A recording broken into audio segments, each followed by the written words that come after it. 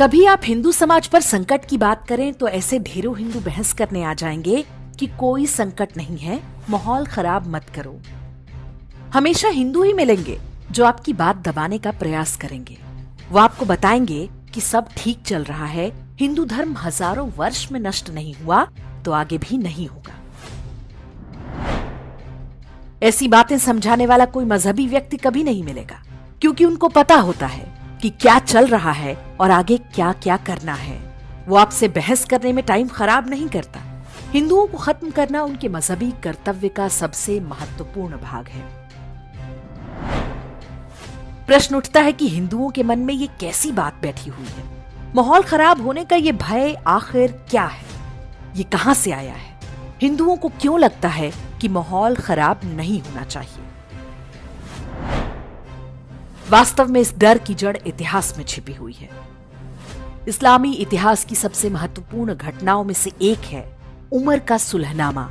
इसे अंग्रेजी में पैक्ट ऑफ उमर कहते हैं। इस्लाम के दूसरे खलीफा उमर के समय में सीरिया के ईसाइयों और खलीफा के बीच ये सुलहनामा हुआ था।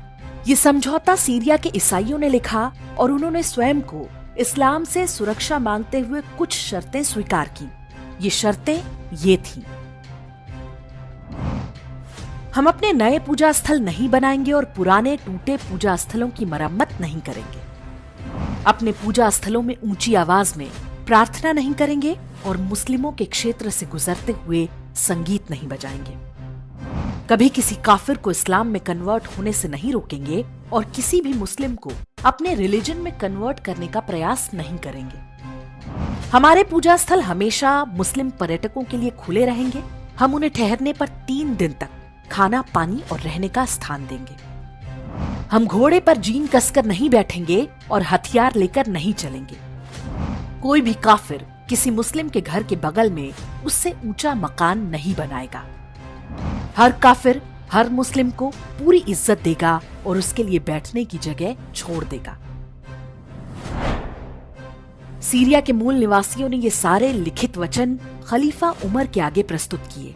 बेहद रहमदिल खलीफा उमर ने इन सभी को स्वीकार कर लिया। अपनी तरफ से केवल एक शर्त जोड़ी कि कोई काफिर कभी किसी मुस्लिम पर हाथ नहीं उठाएगा, बचाव में भी नहीं, जवाब में भी नहीं। ऐसा करना अपराध माना जाएगा। सुलहनामा पेश करने वाले लोगों ने कहा कि वो ये सुलहनामा अपने और अपनी कौम की सुरक्षा के लिए स्वीकार करते हैं। बदले में उन्हें जीने का अधिकार दिया जाए। यदि किसी ने भी इन शर्तों में से कोई भी तोड़ी तो उसे दिया गया सुरक्षा का वचन हटा लिया जाएगा, यानी वो मार दिया जाएगा। उसके प्रति किसी की सहानुभूति नहीं होगी।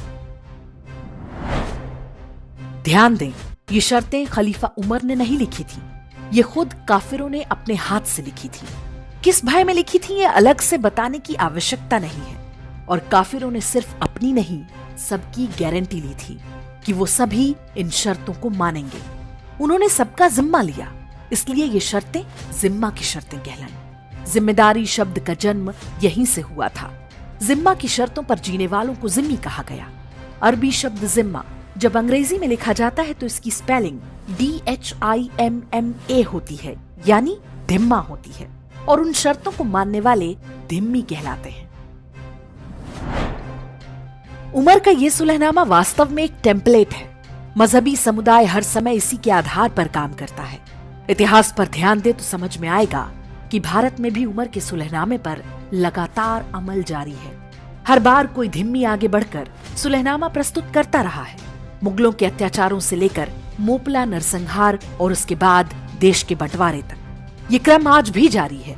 जो लोग कहते हैं कि हिंदुओं पर कोई संकट नहीं, चुप रहो, कुछ बोलो मत, माहौल खराब हो जाएगा, ये वही धिम्मी हैं जिनके अवचेतन मस्तिष्क में आज भी डर बैठा हुआ है। इस डर के लिए वो हर कीमत चुकाने, हर समझौता करने को तैयार हैं।